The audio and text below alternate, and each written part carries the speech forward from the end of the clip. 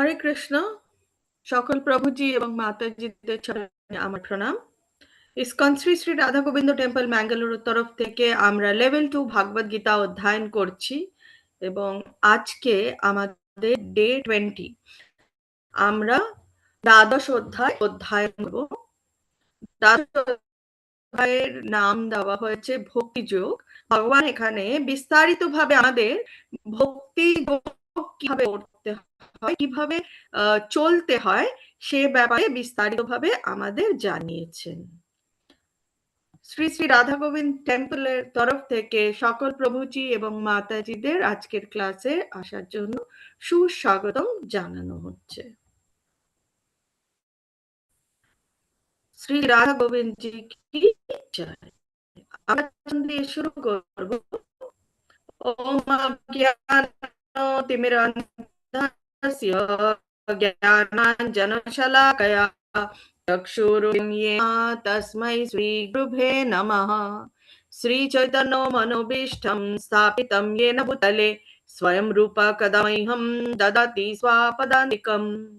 वन्देऽहं श्रीगुरु श्रीयुतो पदकमलं श्रीगुरून् वैष्णवांश्च श्रीरूपं साग्रजातं सगण रघुनाथान्वितं तं सजीवं साद्वैतं सावधूतं परिजनसहितं श्रीकृष्ण चैतन्य देवं श्री राधा कृष्ण पादान् सगण ललिता श्री विशाखान्वितांश्च। हे कृष्ण करुणा सिन्धु दीनबन्धु जगत्पते गोपेश गोपिका कान्तो राधा कान्तो नमस्तुते। तप्त काञ्चन गौरांगी श्री राधे वृन्दावनेश्वरी वृषभानुसुते देवी प्रणमामि हरिप्रिये। वाञ्छा कल्पतरुभ्यश्च कृपा सिन्धुभ्येव च पतितानां पावनेभ्यो वैष्णवेभ्यो नमो नमो। नमो विष्णुपादाय कृष्णप्रेष्ठाय भूतले श्रीमते भक्ति वेदांतो स्वामिनिति नामिने। नमस्ते सरस्वते देवे गौरवाणी प्रचारिणे निर्विशेष शून्यवादी पाश्चात्य देशतारिणे। जय श्री कृष्ण चैतन्य प्रभु नित्यानंद श्री अद्वैत गदाधर श्रीवासादि गौर भक्त वृंद। हरे कृष्ण कृष्ण कृष्ण हरे हरे हरे राम राम राम हरे हरे। निताई गौर प्रेमानंदे हरि हरि बोल। श्रीला प्रभुपाद की जय। श्रीला गुरु महाराज की जय। गुरु परंपरा की जय। श्री श्री राधा गोविंद जी की जय।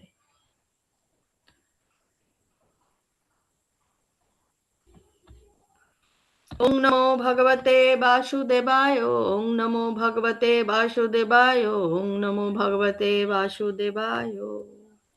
দ্বাদশ অধ্যায় এবং দ্বাদশ অধ্যায়ের নাম হচ্ছে ভক্তি যোগ। আমরা ভক্তি যোগে ভগবান কি বলতে চাইছেন আমরা সেটা জেনে নেব। ভগবান বিস্তারিতভাবে ভক্তি যোগের ব্যাপারে এই অধ্যায় আমাদের জানাবে। তো শুরু হচ্ছে অর্জুনের শ্লোক দিয়ে। अर्जुन उवाच एवं सततयुक्ता ये भक्तस्त्वं परिभाषते यच्चाप्यक्षरमव्यक्तं तेषां के योगवित्तमः।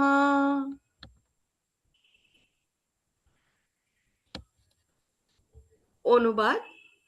অর্জুন জিজ্ঞাসা করলেন, এভাবেই নিরন্তর ভক্তিযুক্ত হয়ে যে সমস্ত ভক্তেরা যথাযথভাবে তোমার আরাধনা করেন এবং যারা ইন্দ্রিয়াতীত অব্যক্ত ব্রহ্মের উপাসনা করেন তাদের মধ্যে কারা শ্রেষ্ঠ যোগী।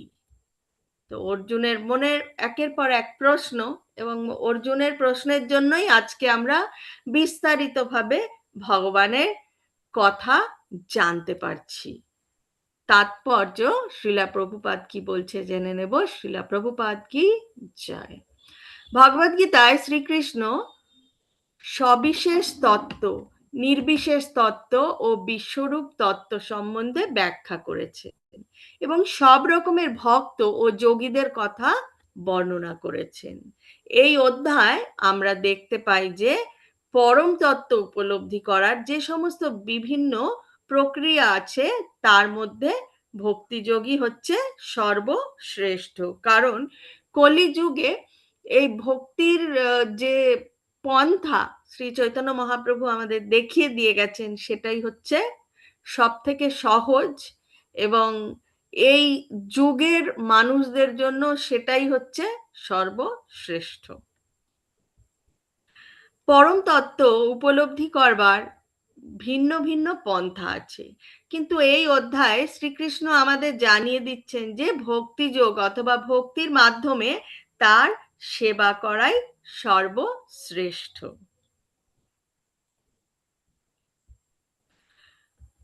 বাস্তবিক পক্ষে পরমার্থবাদীরা দুই রকমের হয়ে থাকেন। তো এখন অর্জুন জানতে চাইছেন এই দুই রকম পরমার্থবাদীদের মধ্যে কোন পন্থাটি সহজতর এবং কোনটি শ্রেয়তম। দ্বিতীয় শ্লোকে এখন ভগবান বলছেন, শ্রী ভগবান উবাচ मय्यावेश्य मनो ये मां नित्ययुक्ता उपासते श्रद्धया पर परयोपेतस्ते मे युक्तात्मा मतः। শ্রী ভগবান বললেন, যারা তাদের মনকে আমার সবিশেষ রূপে নিবিষ্ট করেন এবং অপ্রাকৃত শ্রদ্ধা সহকারে নিরন্তর আমার উপাসনা করেন, আমার মতে তারাই সর্বশ্রেষ্ঠ যোগী।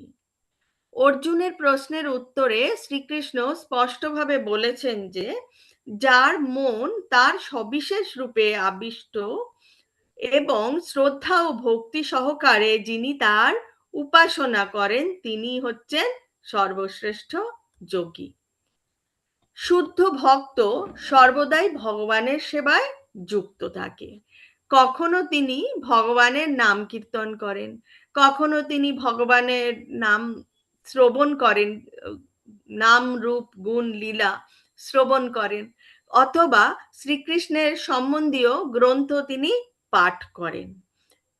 কখনো বা তিনি শ্রীকৃষ্ণের আরাধনা করেন, কখনো বা শ্রীকৃষ্ণের অর্চ বিগ্রহের জন্য তিনি ভোগ রন্ধন করেন, কখনো বা তিনি বাজারে গিয়ে শ্রীকৃষ্ণের জন্য কোনো কিছু কেনাকাটি করে নিয়ে আসেন, কখনো বা তিনি মন্দিরে বাসন পরিষ্কার করেন, মন্দিরে যে মন্দিরের আঙ্গন, হ্যাঁ, সেই আঙ্গন গুন্ডিচা মার্জন করেন।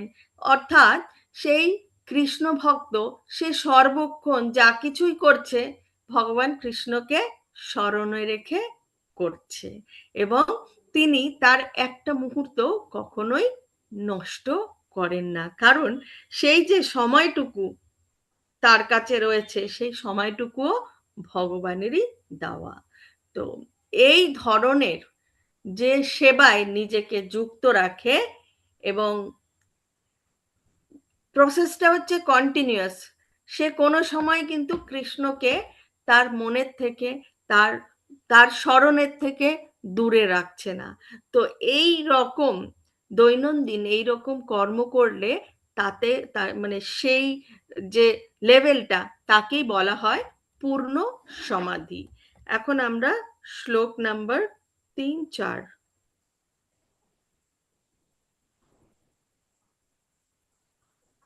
1 minute।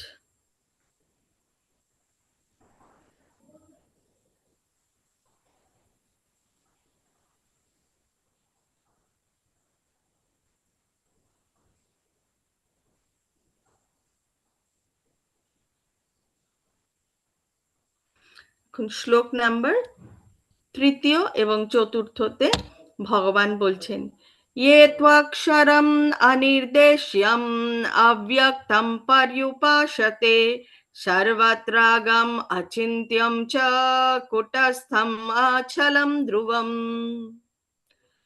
सन्नियम्येन्द्रियग्रामं सर्वत्र समबुद्धयः ते प्राप्नुवन्ति मामेव सर्वभूताहिते रतः।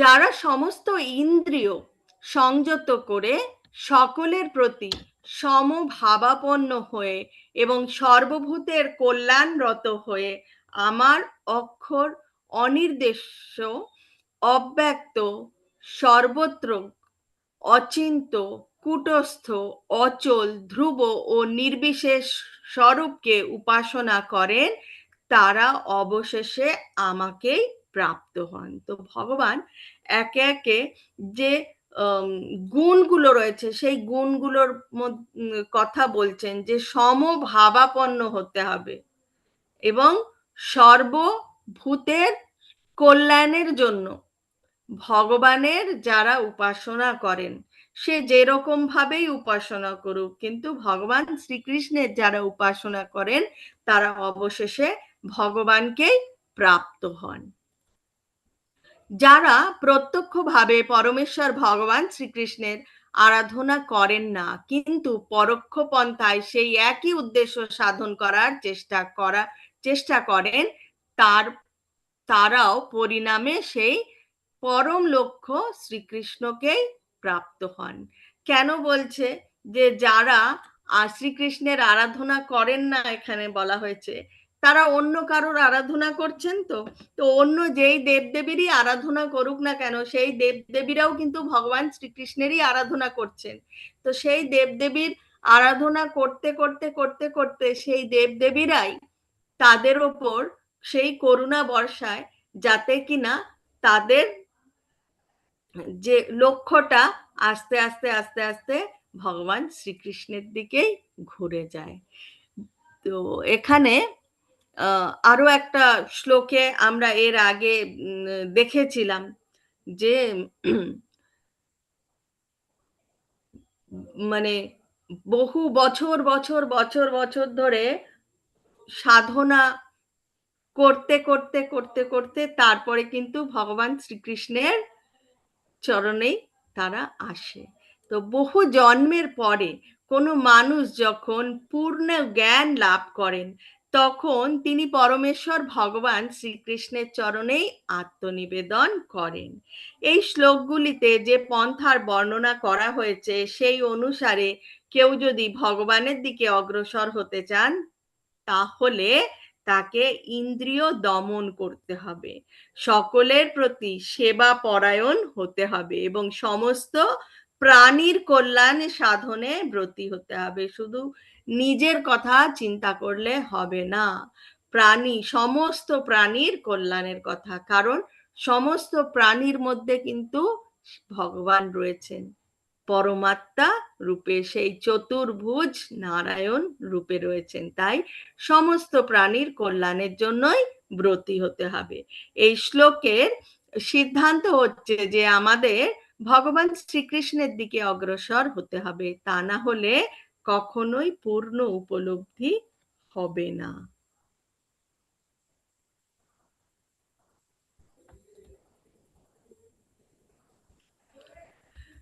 স্বতন্ত্র আত্মার অন্তঃস্থলে পরমাত্মাকে উপলব্ধি করতে হলে দর্শন, শ্রবণ, আস্বাদন আদি সব রকমের ইন্দ্রিয়ের ক্রিয়াকলাপ থেকে নিবৃত্ত হতে হবে।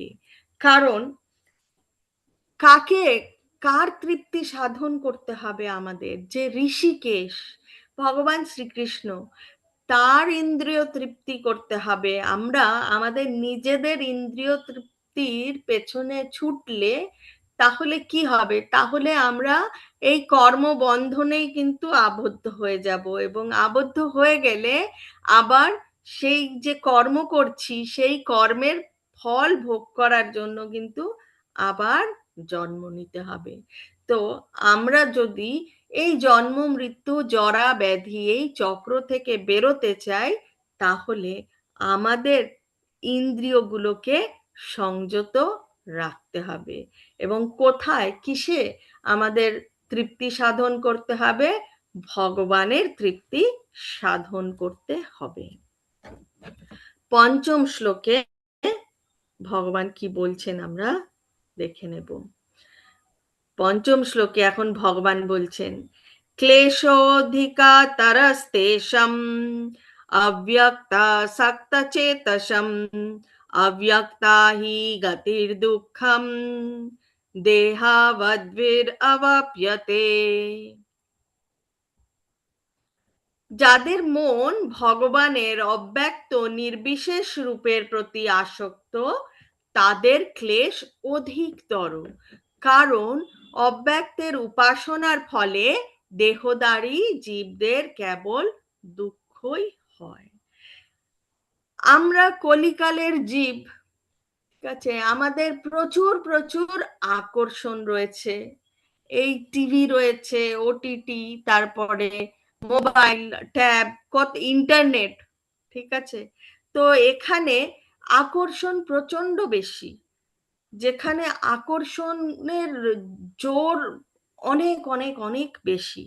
তো সেই রকম জায়গায়, সেই পরিস্থিতিতে এসে কোনো নির্বিশেষ রূপের ওপরে, মানে হ্যাঁ, নির্বিশেষ, যার কোনো আকার নেই, সেই রূপের ওপরে যদি কেউ ধ্যান করার চেষ্টা করে, তাহলে সেটা এই যুগে তো অসম্ভব।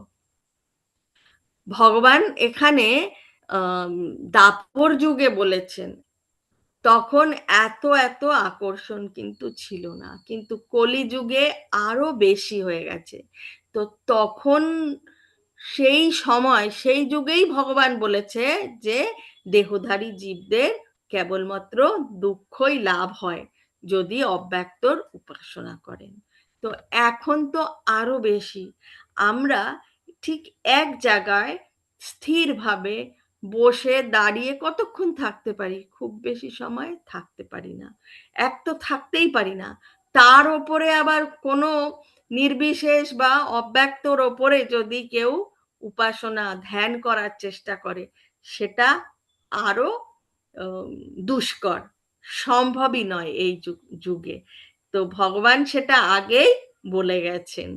যে সমস্ত আধ্যাত্মবাদীরা ভগবানের অচিন্ত, অব্যক্ত ও নির্বিশেষ তত্ত্ব জানবার প্রয়াসী, তাদের বলা হয় জ্ঞান যোগী।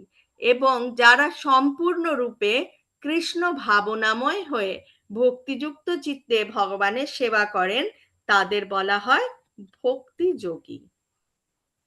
জ্ঞানযোগের পন্থা যদিও পরিণামে একই লক্ষ্যে গিয়ে উপনীত হয়, তবুও তা অত্যন্ত ক্লেশ সাপেক্ষ। কিন্তু ভক্তিযোগের যে পন্থা, সেটা সরাসরিভাবে ভগবানের সেবা করার পন্থা, এবং সেটা অত্যন্ত সহজ, এবং তা দেহধারী জীবদের স্বাভাবিক প্রবৃত্তি। রন্ধন করতেই হবে, তো ভগবানের জন্য রন্ধন করব। আজকে যে কাউকে তার কর্মক্ষেত্রে যেতেই হবে, ভগবানের জন্য কর্ম করব। এবং এই মাসের শেষে যখন সেই উপার্জনটা আসবে, সেটা আমি ভগবানের জন্যই ব্যয় করব। ঠিক আছে, আমি যা কিছুই করব ভগবানের জন্যই করব, এই চিন্তাধারা নিয়ে, এই মনোভাব নিয়ে। তো এই মনোভাব নিয়ে এই পথে যদি আমরা উপাসনা করি, তাহলে কিন্তু আমাদের কোনো ক্লেশ হবে না, কারণ এটাই নর্মাল। তো নর্মাল, আমি যা কিছুই করছি সবই ভগবানের জন্য করছি, এই চিন্তাধারা নিয়ে করলেই তো আমি ভক্তি যোগের সাধনা করতে পারছি। সেটাই হচ্ছে আসল কথা। ভক্তিযোগী শ্রীকৃষ্ণের অর্চ বিগ্রহের অর্চনা করার পন্থা অবলম্বন করেন, কারণ তাতে একটি সবিশেষ রূপ ধারণা মনের মধ্যে বদ্ধমূল হয়। আমাদের বিশেষভাবে মনে রাখতে হবে যে মন্দিরে ভগবান শ্রীকৃষ্ণের অর্চ বিগ্রহের যে পুজো হয়, তা কিন্তু মূর্তি পুজো নয়। ভগবান নিজেই সেইখানে উপস্থিত থাকেন। সে যে শুধু কাষ্ঠের বিগ্রহ বা শুধু পাথরের বিগ্রহ, তা কিন্তু নয়। কারণ সেখানে ভগবানকে স্থাপনা করা হয়। তো যখন স্থাপনা করা হয়, ভগবান নিজেই সেখানে থাকেন এবং সেই পূজা স্বীকার করেন। সেই সম্বন্ধে একটি স্থূল উদাহরণ এখানে দেওয়া যায়। যেমন রাস্তার পাশে আমরা ডাক বাক্স দেখতে পাই, এবং সেই বাক্সে আমরা যদি চিঠিপত্র ফেলি, তাহলে সেগুলো স্বাভাবিকভাবে তাদের গন্তব্যস্থলে অনায়াসে পৌঁছে যাবে। কিন্তু যে কোনো একটি পুরানো বাক্স অথবা ডাক বাক্সের মতনই তৈরি করা কোনো একটা বাক্স, যেটা পোস্ট অফিসের নয়, সেখানে চিঠি ফেললে কিন্তু সেই চিঠিটা কোথাও পৌঁছবে না। তো ভগবানের মন্দিরে যে বিগ্রহ প্রতিষ্ঠিত করা হয়েছে, সেই বিগ্রহ কিন্তু ভগবানের প্রতিনিধি, এবং সেই যেরকম ঠিক ডাক বাক্সে যেটা রাস্তায় থাকতো বা এখনো আমরা কিছু কিছু জায়গায় দেখি, সেই ডাক বাক্সের ওইখানে কোনো মানুষ না থাকলেও চিঠি ফেললে কিন্তু চিঠি পৌঁছবেই পৌঁছাবে। ঠিক আছে, ঠিক সেই রকমই এই মন্দিরের যে অর্চ বিগ্রহ, সেখানে পুজো করলে, সেই মন্দিরে গিয়ে কোনো সেবা করলে, সেই সেবাটুকু কিন্তু আমাদের খাতায় থাকে, এবং সেই সেবার মাধ্যমেই আমরা এগিয়ে যেতে পারবো। তাই জড়জগতে বন্ধনে আবদ্ধ মানুষদের সুবিধার জন্যই তিনি এই মন্দিরের বন্দোবস্ত করেছেন।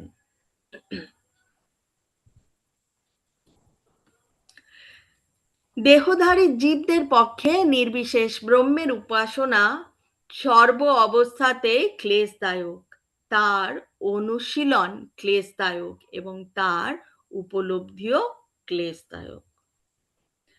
তাই ভগবান নিজেই কিন্তু বলছেন যে ক্লেশদায়ক, তাই এই পন্থা গ্রহণ করা উচিত নয়। কারণ প্রতিটি স্বতন্ত্র জীবের পক্ষে কৃষ্ণ ভাবনাময় পন্থা, যার ফলে সে সর্বতোভাবে ভগবানের সেবায় নিয়োজিত হতে পারে, সেটি হচ্ছে শ্রেষ্ঠ পন্থা। এখন শ্লোক নাম্বার ষষ্ঠ এবং সপ্তম। ये तु सर्वाणि कर्माणि मयि सन्न्यस्य मत्परः अनन्येनैव योगेन मां ध्यायन्त उपासते तेषाम् अहं समुद्धर्ता मृत्यु संसार सागरात् भवामि न चिरात् पार्थ मय्यावेशिता चेतसम्। যারা সমস্ত কর্ম আমাতে সমর্পণ করে, মতপরায়ণ হয়ে অনন্য ভক্তিযোগের দ্বারা আমার ধ্যান করে উপাসনা করেন, হে পার্থ, আমাতে অবিষ্ট চিত্ত সেই সমস্ত ভক্তদের আমি মৃত্যুময় সংসার সাগর থেকে অচিরেই উদ্ধার করি। তাহলে ভগবান এখানে স্পষ্টভাবে বর্ণনা করছেন যে ভগবত ভক্তেরা অত্যন্ত ভাগ্যবান, কেননা ভগবানের কৃপায় তারা অনায়াসে জড়জগতের বন্ধন থেকে মুক্তি লাভ করেন। শুদ্ধ ভক্তির প্রভাবে ভক্ত উপলব্ধি করতে পারেন যে ভগবান হচ্ছেন মহান, এবং প্রতিটি স্বতন্ত্র জীবাত্মাই তার অধীন। কেবলমাত্র ভক্তিযুক্ত সেবার মাধ্যমেই পরমেশ্বর ভগবানকে হৃদয়ঙ্গম করা যায়। শ্রীকৃষ্ণের পাদপদ্মে আশ্রয় লাভ করতে হলে আমাদের মনকে সর্বতোভাবে শ্রীকৃষ্ণে নিবদ্ধ করতে হবে। কেবলমাত্র শ্রীকৃষ্ণের জন্য আমাদের সমস্ত কর্ম করতে হবে। তাই আমাদের এই কলি যুগে আমরা যাই করি না কেন, আমাদের কিন্তু তার সাথে হরে কৃষ্ণ মহামন্ত্র, হরে কৃষ্ণ কৃষ্ণ কৃষ্ণ হরে হরে, হরে রাম রাম রাম হরে হরে, এই হরে কৃষ্ণ মহামন্ত্র ছাড়া আমাদের আর কোনো গতি নেই। তো কেবলমাত্র শ্রীকৃষ্ণের দিব্য নাম সম্বন্ধিত এই মহামন্ত্র কীর্তন করার ফলে ভগবত ভক্ত অনায়াসে পরম লক্ষ্যে উপনীত হতে পারেন, যা অন্য কোনো ধর্ম আচরণের মাধ্যমে প্রাপ্ত হওয়া সম্ভব নয়। এখন অষ্টম শ্লোকে যাব। অষ্টম শ্লোকে ভগবান একে একে আমাদেরকে বলে দিচ্ছেন যে কিভাবে ভগবানের শরণাগত হতে হবে। ৫টি সিঁড়ি আছে আমাদের, বা ৫টি পথ রয়েছে আমাদের কিভাবে ভগবানের কাছে পৌঁছতে হবে। তো সেই ৫টি পথ যেটা ভগবান দিয়েছে, চয়েস দিয়েছে, সেই চয়েস কিন্তু প্রতিটাই এই শ্লোক নাম্বার ৮-এ এসে মিশবে। ভগবান বলছেন, ময়্যেবা মনা আধ্যাত্বা ময়ি বুদ্ধিম নিবেশয়া নিবাসিষ্যাসি ময়্যেবা আতা ঊর্ধ্বম না সংশয়ঃ। ভগবান বলছেন, অতএব আমাতেই তুমি মন সমাহিত করো এবং আমাতেই বুদ্ধি অর্পণ করো, তার ফলে তুমি সর্বদাই আমার নিকটে বাস করবে, সেই সম্বন্ধে কোনো সন্দেহ নেই। যিনি ভগবান শ্রীকৃষ্ণের ভক্তিযুক্ত সেবায় রত, তিনি ভগবানের সঙ্গে সরাসরি সম্পর্কে যুক্ত হয়ে জীবন ধারণ করেন। তিনি যে প্রথম থেকেই অপ্রাকৃত স্তরে অধিষ্ঠিত, সেই সম্বন্ধে কোনো সন্দেহ নেই। ভক্ত জড়জাগতিক স্তরে জীবনযাপন করেন না, কারণ তার জীবন হচ্ছে কৃষ্ণ ভাবনাময়। ভগবানের নাম স্বয়ং ভগবান থেকে অভিন্ন। তাই ভক্ত যখন হরে কৃষ্ণ মহামন্ত্র কীর্তন করে, তখন শ্রীকৃষ্ণ ও কৃষ্ণের অন্তরঙ্গা শক্তি ভক্তের জিহ্বায় নর্তন করেন। তাই ভগবান এখানে ৮ম শ্লোকে বলছে, যা কিছু আছে তোমার মন বুদ্ধি কর্ম সবকিছু মন বুদ্ধি পুরোটাই আমাকে সমর্পণ করো। সেটা হচ্ছে প্রথম। এখন ভগবান বলছেন, অথা চিত্তম সমাধুতম না শক্নোষি নিবেশয়া নিবাসিস সরি 1 মিনিট, এটা গন্ডগোল হয়ে গেছে। হরে কৃষ্ণ। अथ चित्तं समाधातुं न शक्नोषि मयि स्थिरम् अभ्यासयोगेन ततो मामिच्छाप्तुं ধনঞ্জয়। দ্বিতীয় পন্থা ভগবান বলছেন, হে ধনঞ্জয়, যদি তুমি স্থিরভাবে আমাতে চিত্ত সমাহিত করতে সক্ষম না হও। তো এর আগে ভগবান কি বলল?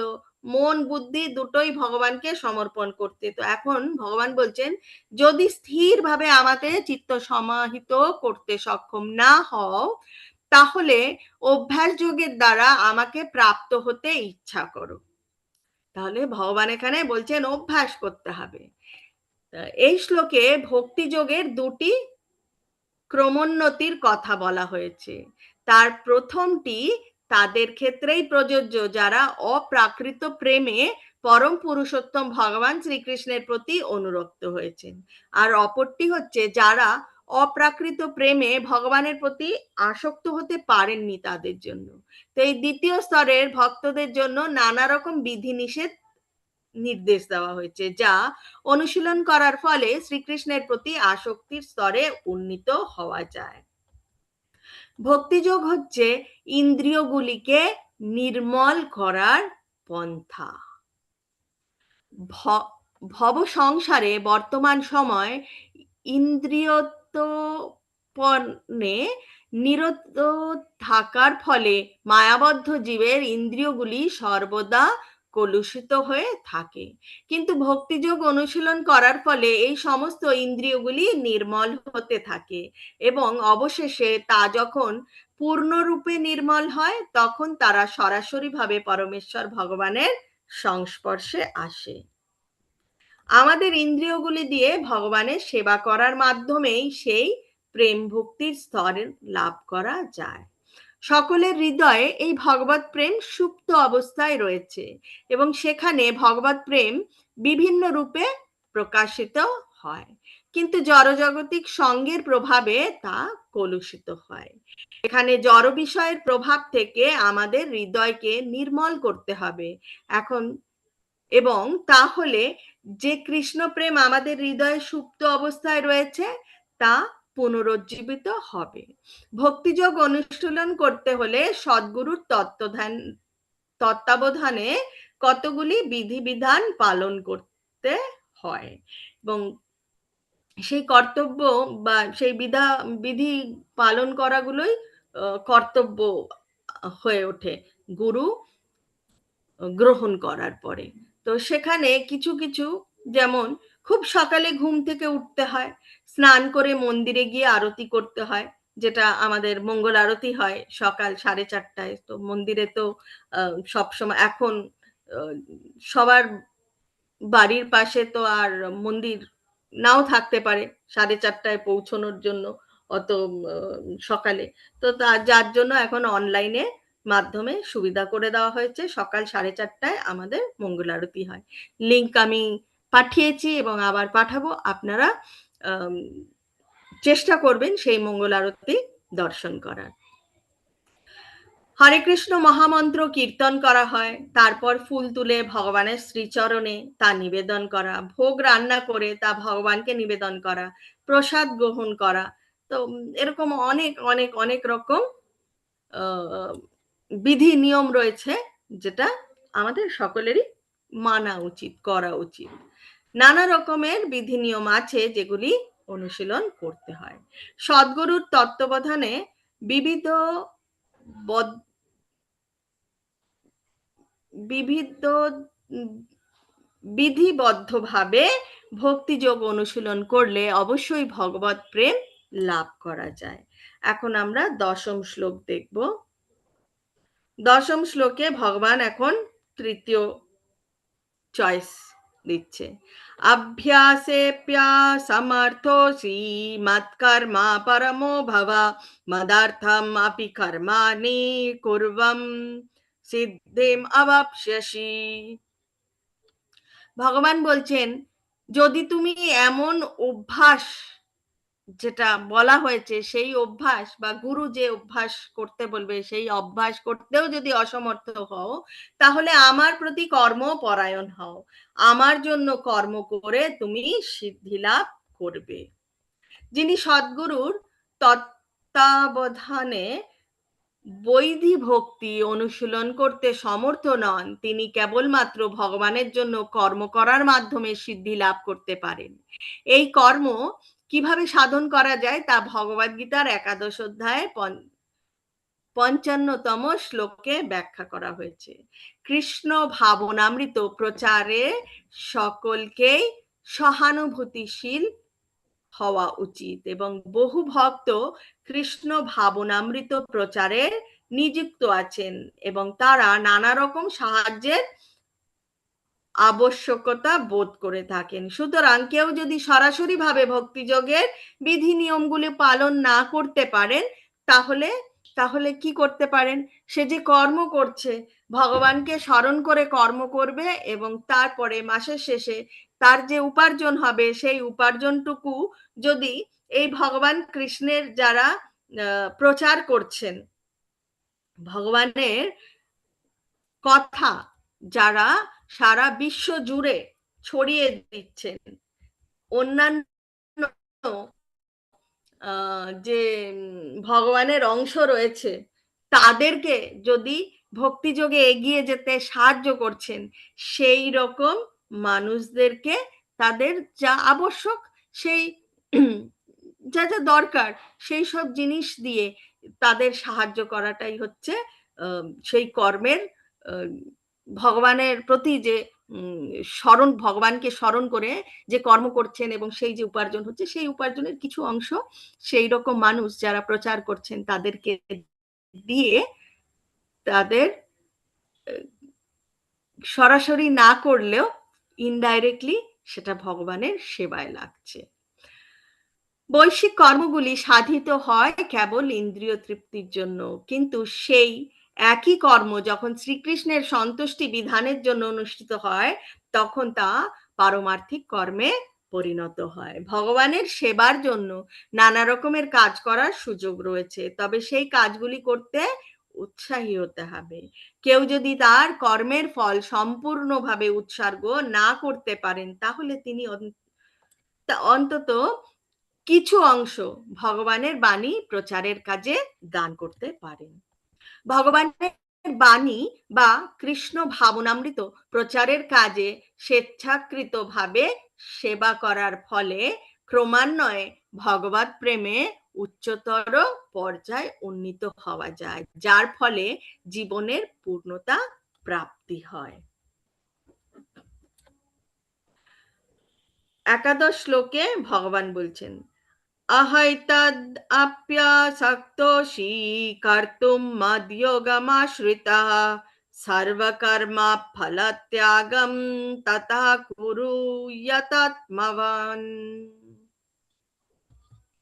ভগবান বলছেন, আর যদি সেই এখানে যে দানের কথা বলা হয়েছে, যারা প্রচার করছে তাদেরকে দান যদি করতে নাও পারো, সেটাও যদি অক্ষম হও, তবে আমাতে সমস্ত কর্ম অর্পণ করে সংযত চিত্তে কর্মফল ত্যাগ করো। তাৎপর্যে বলা হয়েছে, এমনও হতে পারে যে সামাজিক, পারিবারিক, ধর্মীয় অথবা অন্য কোনো রকম প্রতিবন্ধকের ফলে কেউ কৃষ্ণ ভাবনামৃত প্রচারের কাজে সহায়তা করতে অসমর্থ। ঠিক আছে, কোনো ব্যাপার নেই, তাহলে কি করতে হবে?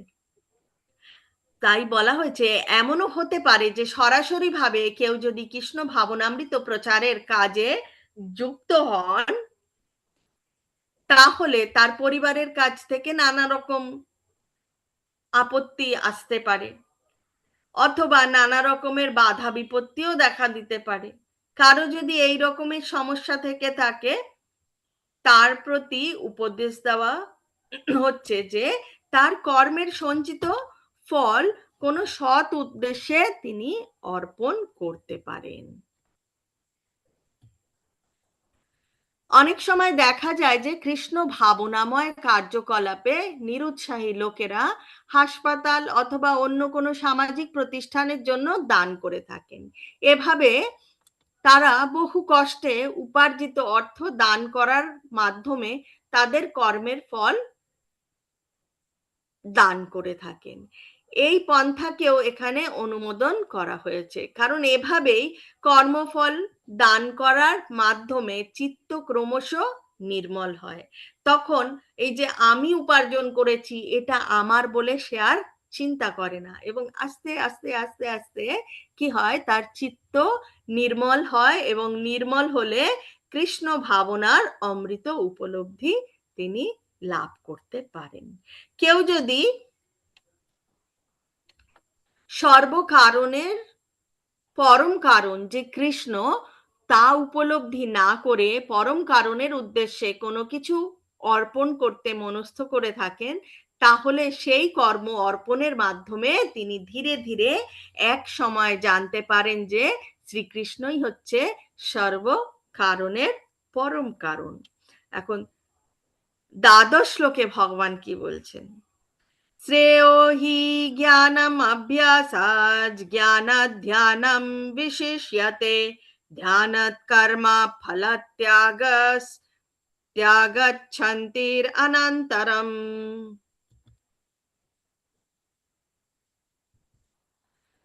এখন ভগবান বলছেন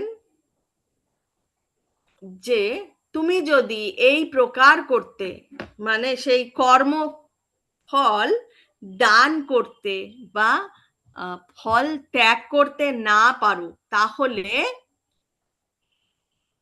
জ্ঞানের অনুশীলন করো। জ্ঞান থেকে ধ্যান শ্রেষ্ঠ, এবং ধ্যানের থেকে কর্মফল ত্যাগ শ্রেষ্ঠ, কেননা এই প্রকার কর্মফল ত্যাগে শান্তি লাভ হয়।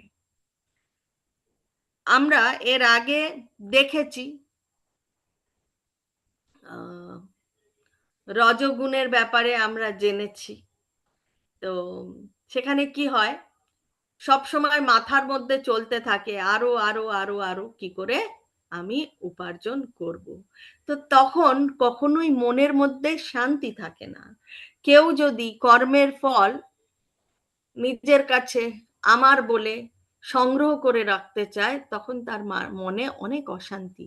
তাই ভগবান এখানে কি সুন্দরভাবে বলে দিচ্ছে যে জ্ঞান উপার্জন, কিছুই যদি এর আগে যতগুলো চয়েস দিল সেগুলো যদি কিছু না করতে পারে, তাহলে জ্ঞান অর্জন করতে হবে। এবং জ্ঞান অর্জন কি করতে হবে? কি জ্ঞান? এই জাগতিক সার্টিফিকেট, ডিগ্রি, না, সেই জ্ঞানের কথা বলছে না। জ্ঞানের কথা বলছে যে আমি কে, ভগবান কে, ভগবান কি, আমার সাথে ভগবানের সম্পর্ক কি, এবং এই মানব জনম কিসের জন্য। সেই জ্ঞান লাভ করলে একজন কি হবে? সে তখন ধ্যান করবে। কিসের ধ্যান করবে? ভক্তি যোগের ধ্যান করবে, ভক্তির পথে চলবে। তাই বলছে জ্ঞানের থেকে ধ্যান বড়। তারপরে কি বলছে ভগবান? ধ্যানের থেকে কর্মফল ত্যাগ শ্রেষ্ঠ। এবং কর্মফল ত্যাগ যদি কেউ করে তাহলে কি হবে? তাহলে তার মাথায় আর চিন্তা থাকবে না, শান্তি থাকবে। তো যখন শান্তি থাকবে, ধীর স্থির ভাবেই ভক্তিযোগ অবলম্বন করতে পারবে। পূর্ববর্তী শ্লোকে উল্লেখ করা হয়েছে যে ভক্তি দুই রকমের: বৈধি ভক্তি পন্থা ও পরম পুরুষোত্তম ভগবানের প্রতি আসক্তি জনিত প্রেম ভক্তির পন্থা। যারা ভক্তিযোগের বিধি নিয়মগুলি আচরণ করতে অসমর্থ, তাদের পক্ষে জ্ঞান অনুশীলন করাই শ্রেয়, কারণ জ্ঞানের মাধ্যমে তারা তাদের স্বরূপ সম্বন্ধে অবগত হতে পারেন। কৃষ্ণ ভাবনাময় ভক্তিযোগ হচ্ছে সরাসরি পন্থা এবং অপরটি হচ্ছে কর্মফল ত্যাগের পন্থা। এভাবেই কর্মফল ত্যাগ করার ফলে জ্ঞানের স্তরে উন্নীত হওয়া যায়, তারপর ধ্যানের স্তরে, তারপরে পরমাত্মা উপলব্ধির স্তরে, এবং সবশেষে পরম পুরুষ ভগবানকে উপলব্ধির স্তরে। কেউ ধাপে ধাপে এগোতে চায়, অথবা সরাসরি পন্থাও গ্রহণ করতে পারে। তো সরাসরি পন্থা কি? সরাসরি পন্থা হচ্ছে ভক্তিযোগ। তো সরাসরি পন্থাটি গ্রহণ করা সকলের পক্ষে সম্ভব নয়, তাই ক্রমিক উন্নতির পন্থা গ্রহণ করা মঙ্গলজনক। কিন্তু এখানে আমাদের বুঝতে হবে যে ভগবান অর্জুনকে পরোক্ষ পন্থাটি গ্রহণ করার নির্দেশ দেননি, কারণ তিনি ইতিপূর্বেই পরমেশ্বর ভগবানের প্রেম ভক্তির স্তরে অধিষ্ঠিত ছিলেন। প্রত্যেককে উপদেশ দেওয়া হয়েছে যে সকলেই যেন সরাসরি পন্থা অবলম্বন করেন এবং পরম পুরুষোত্তম ভগবান শ্রীকৃষ্ণের চরণে সর্বতোভাবে আত্মনিবেদন করেন। শ্লোক নাম্বার 13-14, ত্রয়োদশ ও চতুর্দশ। এখন ভগবান বলছেন, অদ্বেষ্টা সর্বভূতানাং মৈত্রা করুণা এব চ নির্মমো নিরহংকারঃ সমা দুঃখ সুখ শমী সন্তুষ্ট সততম যোগী যতাত্মা দৃঢ় নিশ্চয়ঃ ময়ার্পিতা মনোবুদ্ধির यो মদ্ভক্তা সমে প্রিয়ঃ। তো এখানে ভগবান বলল যে ডাইরেক্ট পুরোপুরি সমর্পণ করতে পারো, অথবা চয়েস আছে 1 2 3 4 5, যে কোনো একটা দিয়ে করলেও সেই প্রথম ডাইরেক্ট পন্থায় পৌঁছতে পারবে। তো ভগবান বলে দিল কিভাবে আমরা ভক্তির পথে চলতে পারি। এখন ভগবান একে একে একে একে বলবে কিরকম আমাদের হওয়া উচিত, আমরা কিরকম হতে পারলে ভগবানের প্রিয় হতে হব। কেন কিরকম হতে হবে? কারণ কথা হচ্ছে যে তেল আর জল কখনো কি মেশে? মেশে না। তেল এবং জল কখনোই মেশে না। তো আমরা যদি ধরি যে ভগবান এবং আমরা, হ্যাঁ, ভগবান আধ্যাত্মিক জগতের এবং আমরা এই জড় জগতের, আমাদের জড় জাগতিক যে গুণগুলো আমরা এখান থেকে মানে আমাদের ইন্দ্রিয় তৃপ্তির জন্য যেই ক্যারেক্টারিস্টিক্স, যে গুণগুলো আমরা জবরদস্তি নিয়ে, সেই গুণ আমাদের মধ্যে থাকলে হবে না। তাহলে আমরা ওই তেল জলের মতনই থেকে যাব। আমাদের গুণগুলো কিন্তু ভগবানের মতন করতে হবে, ভগবানের মতন করার চেষ্টা করতে হবে, তাহলেই আমরা কিন্তু ভগবানের চরণ লাভ করতে পারি। তো যার জন্য ভগবান এখানে আমাদের মধ্যে কি কি গুণ থাকা উচিত সেগুলো বলে দিচ্ছেন।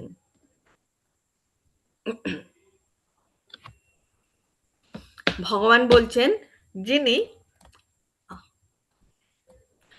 যিনি সমস্ত জীবের প্রতি দেশশূন্য, বন্ধু ভাবাপন্ন, কৃপালু, মমত্ব বুদ্ধিশূন্য, নিরঅহংকার, সুখে ও দুঃখে সমভাবাপন্ন, ক্ষমাশীল, সর্বদা সন্তুষ্ট, সর্বদা ভক্তিযোগে যুক্ত, সংযত স্বভাব, দৃঢ় সংকল্পযুক্ত এবং যার মন ও বুদ্ধি সর্বদা আমাতে অর্পিত, তিনি আমার প্রিয় ভক্ত। তো ভগবান খুব সুন্দরভাবে বলে দিচ্ছে আমাদের ভগবানের প্রিয় হবার জন্য কি কি গুণ রাখা দরকার।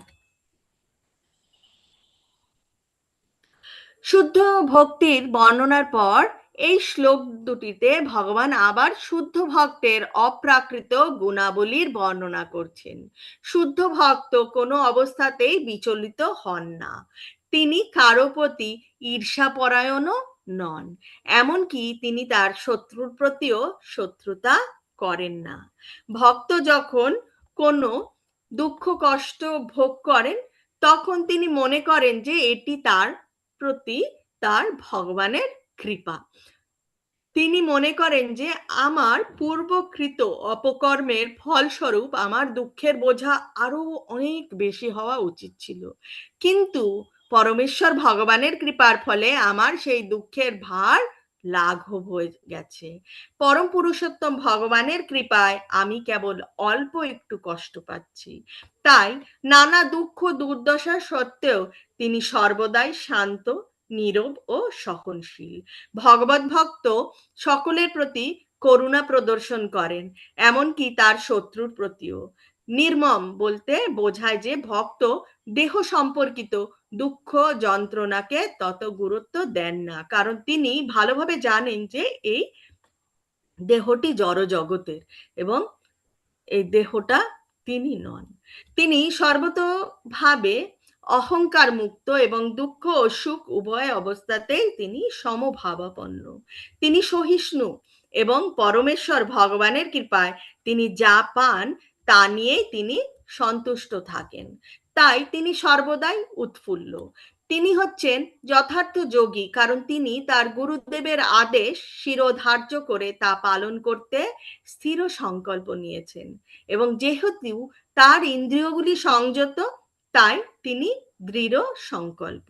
তিনি কখনোই কুতর্কের দ্বারা প্রভাবিত হন না, কারণ ভগবত ভক্তির প্রতি তার দৃঢ় নিষ্ঠা থেকে কেউই তাকে বিচলিত করতে পারেন না। তিনি সর্বতোভাবে সচেতন যে শ্রীকৃষ্ণই হচ্ছেন শাশ্বত চিরন্তন ভগবান। এই প্রকার উন্নত মানের ভগবত ভক্তি নিঃসন্দেহে অত্যন্ত দুর্লভ। ভগবান বলছেন যে এই ধরনের ভক্ত তার অতি প্রিয়, কারণ পূর্ণ কৃষ্ণ ভাবনাময় তার সমস্ত কার্যকলাপের প্রতি ভগবান সর্বদাই সন্তুষ্ট। শ্লোক নাম্বার 15, পঞ্চদশ শ্লোকে ভগবান বলছেন, যস্মান্নোদি যতে লোকো লোকন নোদিজতে यच्च यः हर्षमर्षा भयोद्वेगैर् मुक्तो यः च मे प्रियः। ভগবান বলছেন, যেই ব্যক্তি যার থেকে কেউ উদ্বেগ প্রাপ্ত হয় না এবং যিনি কারোর দ্বারা উদ্বেগ প্রাপ্ত হন না এবং যিনি হর্ষ, ক্রোধ, ভয় ও উদ্বেগ থেকে মুক্ত, তিনি আমার অত্যন্ত প্রিয়। ভক্তের আরো কয়েকটি গুণের কথা এখানে বর্ণনা করা হয়েছে। ভক্ত কখনোই কারো দুঃখ, উৎকণ্ঠা, ভয় অথবা অসন্তোষ কারণ হন না। যেহেতু ভক্ত সকলের প্রতি কৃপাপরায়ণ, তাই তিনি কখনোই এমন কোনো কাজ করেন না যার ফলে কারো উদ্বেগ সৃষ্টি হতে পারে। তিনি কোনো মতেই বিচলিত হন না। ভগবানের কৃপার ফলে তিনি এমন ভাবে অভ্যস্ত যে কোনো রকম বাহ্যিক গোলযোগের দ্বারা তিনি বিচলিত হন না। ষষ্ঠ, দশ বা ষোড়শ শ্লোকে ভগবান বলছেন, अनापेक्षा शुचिर्दक्षा उदासीनो गता व्यथः सर्वरंभा परित्यागी यो मद्भक्ता समे प्रियः। ভগবান বলছেন, যিনি নিরপেক্ষ, সূচি, দক্ষ, উদাসীন, উদ্বেগ শূন্য এবং সমস্ত কর্মফল ত্যাগী, তিনি আমার প্রিয় ভক্ত। তাৎপর্যে বলা হয়েছে, ভক্তকে টাকা পয়সা দান করা যেতে পারে, কিন্তু তিনি কখনো সেগুলো পাবার জন্য সংগ্রাম করেন না। ভগবানের কৃপায় যদি আপনা থেকেই তার কাছে টাকা পয়সা আসে, তিনি তাতে বিচলিত হন না। তার কথা হচ্ছে, ভগবান আমার জন্য যতটুকু বরাদ্দ করেছে সেইটুকু আমার কাছে আসবে, আমি আমার কর্ম করে যাব। ভক্ত স্বাভাবিকভাবেই দিনে দুবার স্নান করেন এবং ভগবানের সেবার জন্য খুব সকালে ঘুম থেকে ওঠেন। ভক্ত সর্বদাই সুদক্ষ, কারণ জীবনের সমস্ত কর্মের যথার্থ উদ্দেশ্য সম্বন্ধে তিনি সম্পূর্ণভাবে অবগত এবং প্রামাণিক শাস্ত্র সম্বন্ধে সর্বতোভাবে নিঃসন্দেহ। ভক্ত কখনোই বিশেষ দলের পক্ষ অবলম্বন করেন না, তাই তিনি সর্বদাই উদাসীন। শ্লোক নাম্বার 17, সপ্তদশ শ্লোকে ভগবান কি বলছেন? यो न हृष्यति यो न हृष्यति न द्वेष्टि न शोचति न कांक्षति शुभ अशुभ परित्यागी भक्तिमान्य समे प्रियः।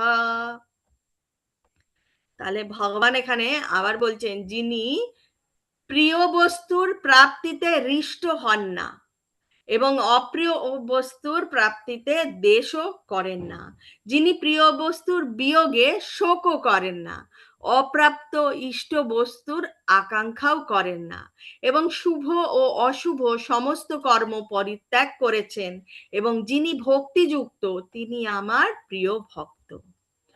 তো ভগবান বলছেন যে প্রিয় ভক্ত সেই হতে পারে যে কোনো কিছুর আকাঙ্ক্ষা করে না, যে কোনো কিছুতে ক্রোধও করে না, যে কোনো কিছু পাবার জন্য আকাঙ্ক্ষা তো করবে না, তার মনের মধ্যে তার ইন্দ্রিয় তৃপ্তির যেগুলো পূরণ করার যে ইচ্ছার ছিল, সেটা ভক্তির পথে চলতে চলতে কি হয়, আস্তে আস্তে আস্তে আস্তে সেটা পুরো মুছে যায়, তখন সে আর নিজের ইন্দ্রিয় তৃপ্তির জন্য ছোটে না। শুদ্ধ ভক্ত বৈশ্বিক লাভ ও ক্ষতির উৎফুল্ল অথবা বিমর্ষ হন না। তিনি সব রকম শুভ অশুভ পাপ পুণ্য আদি জড় কর্মের ঊর্ধ্বে। পরমেশ্বর ভগবানের সন্তুষ্টি বিধানের জন্য তিনি সব রকম বিপদ বরণ করতে প্রস্তুত। কোনো কিছুই তার ভগবত ভক্তি সাধনের পথে প্রতিবন্ধক হয়ে দাঁড়ায় না। এই ধরনের ভক্ত শ্রীকৃষ্ণর অত্যন্ত প্রিয়, কারণ সে যা কিছুই করছে সে সবকিছুই ভগবানের জন্যই করছে। এখন অষ্টদশ ও ঊনবিংশ শ্লোক ভগবান বলছেন, সমা শত্রু চ মিত্রে চ তথা মানাপমানয়োঃ শীতোষ্ণা সুখ দুঃখেষু সমা সঙ্গা বিবর্জিতঃ তুল্য নিন্দা স্তুতির মৌনী সন্তুষ্ট येन केनचित् अनिकेता स्थिरमतिर भक्तिमान में प्रियो नरः।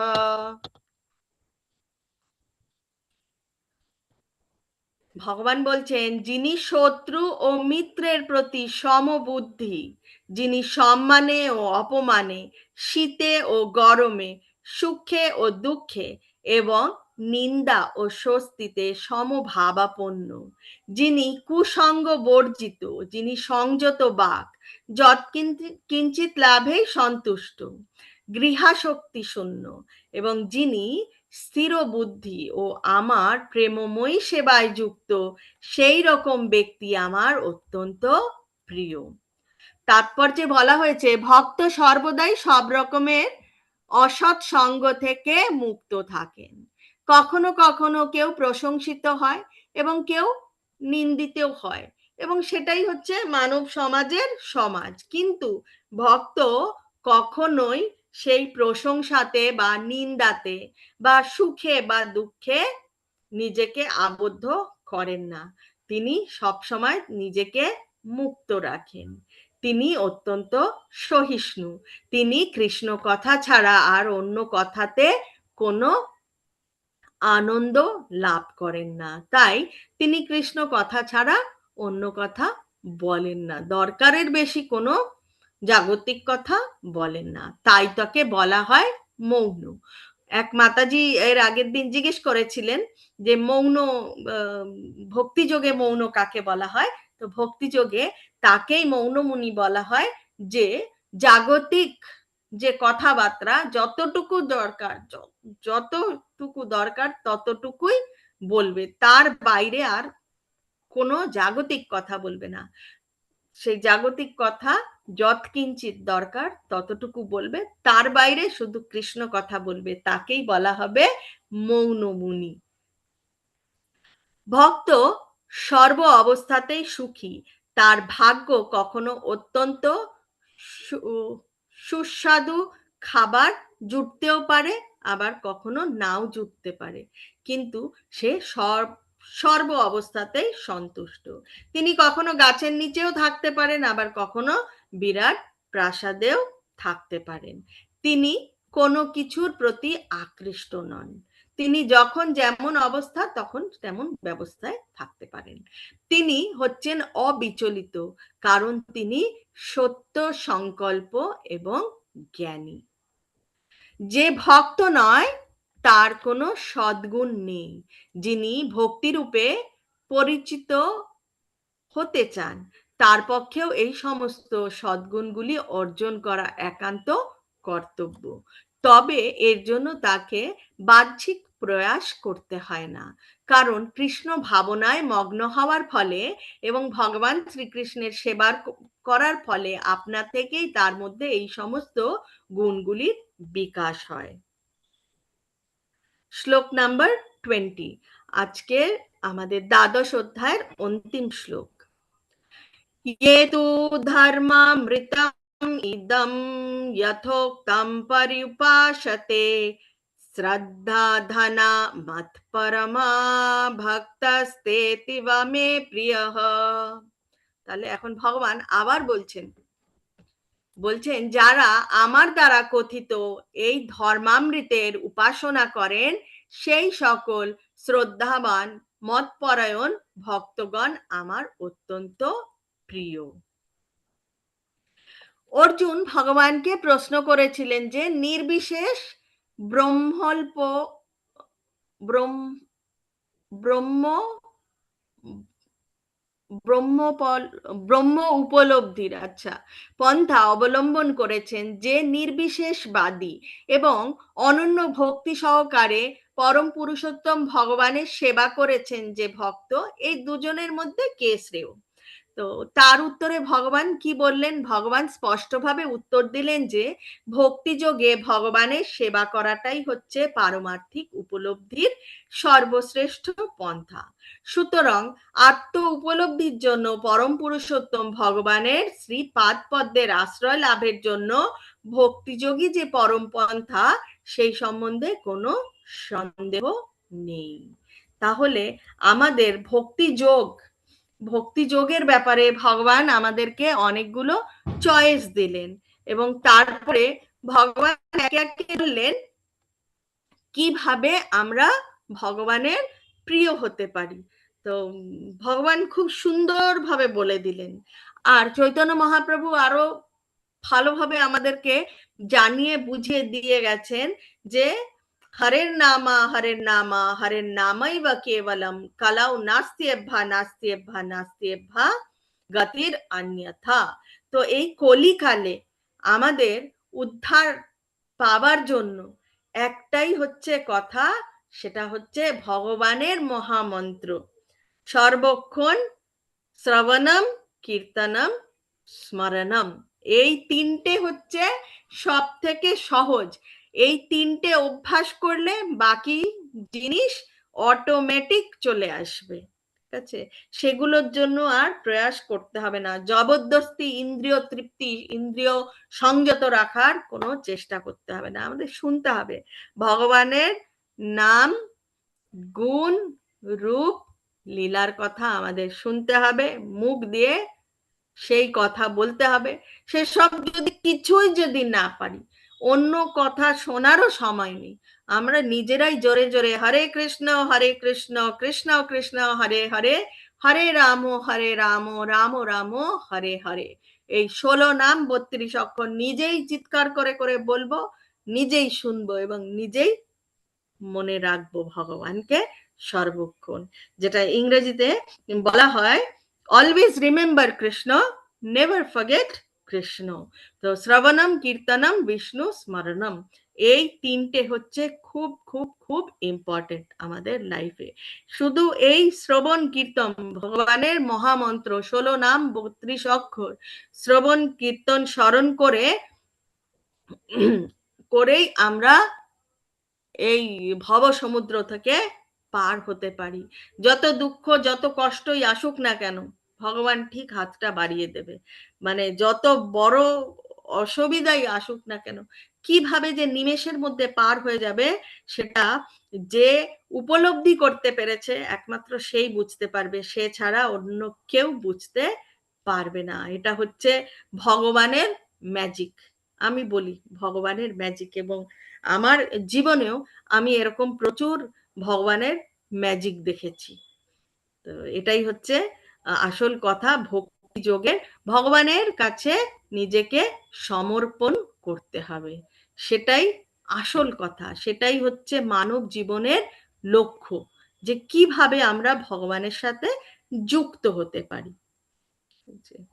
আজকে আমাদের অধ্যায়, দ্বাদশ অধ্যায় ভক্তিযোগ এই অবধি।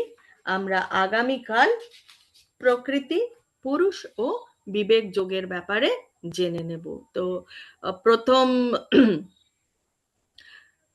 6টি অধ্যায় ছিল কর্মযোগ, এবং 7 থেকে দ্বাদশ অধ্যায়, মানে সপ্তম অধ্যায় থেকে দ্বাদশ অধ্যায় অবধি ছিল ভক্তিযোগ। এবং আগামীকাল থেকে ভগবান আমাদেরকে জ্ঞান যোগের দিকে নিয়ে যাবে, আস্তে আস্তে আমাদের মানে জ্ঞান যোগ যে কি সেটার ব্যাপারে বিস্তারিত বলবে। তো আমি ক্লাস আজকে এখানে রাখবো। তো কারোর যদি কোনো প্রশ্ন থেকে থাকে তাহলে আপনারা হ্যান্ড রেজ করতে পারেন, আমি একে একে আনমিউট করবো।